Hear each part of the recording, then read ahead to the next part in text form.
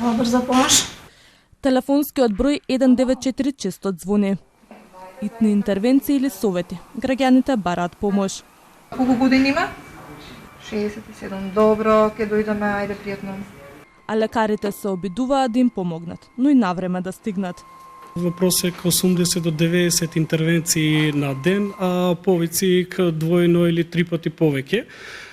Значи со тие екипи што ги имаме на располагање се обидуваме да помогнеме секаде кај што е најпотребно. Во меѓувреме користам приликата да апелирам до граѓаните, значи да си ја користат службата за итна медицинска помош рационално, само кога им е најпотребно.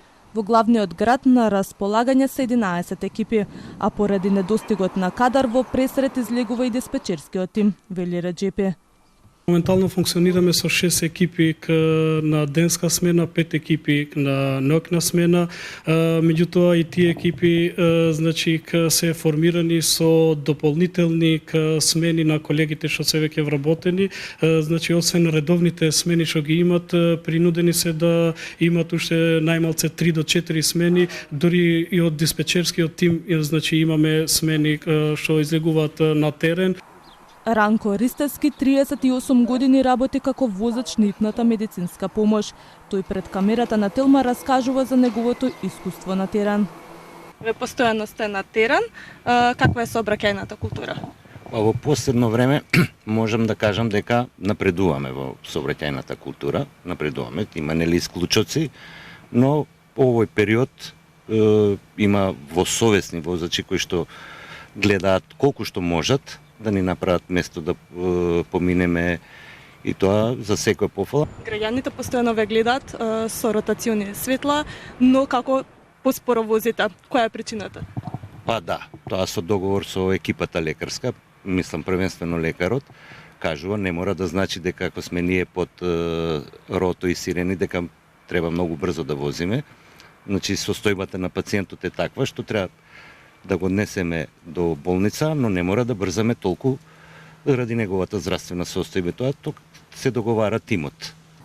Со 6 екипи не се покрива цел регион, но се трудиме да постигнеме.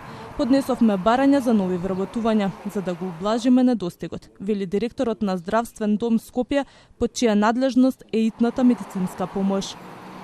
Сме пуштиле конкретно 30 барања, значи за 30 нови екипи. 30 нови екипи подразбира, значи екипа се состои од лекар, медицинска сестра и шофер. Значи тука спаѓаат 90 вработувања. Ова е значи само за итната медицинска помош.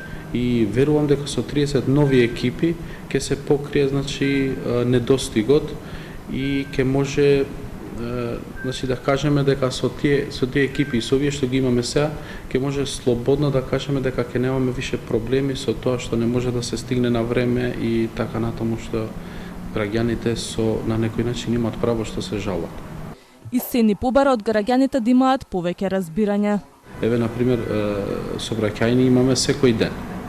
Секој ден имаме и за некоја сообраќајка да се деси ќе треба 2 екипи да се одат, пошто нели 2 коли или не знам како се како била сообраќајката и таму мора 2 екипи да одат. И ако одат таму 2 екипи, остануваме со 3-4 други. И со тие 3-4 не можеме да постигнеме. Да се спаси живот некогаш се мери во секунди, а за брзата помош секоја секунда е важна.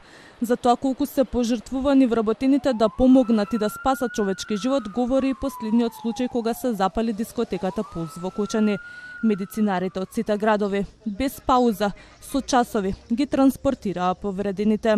Стотици извозени километри на релација Кочани-Скопје беа спас за младите, а одлика за Иле Гоцевски, возач на итната медицинска помош кој почина ден по несреќата.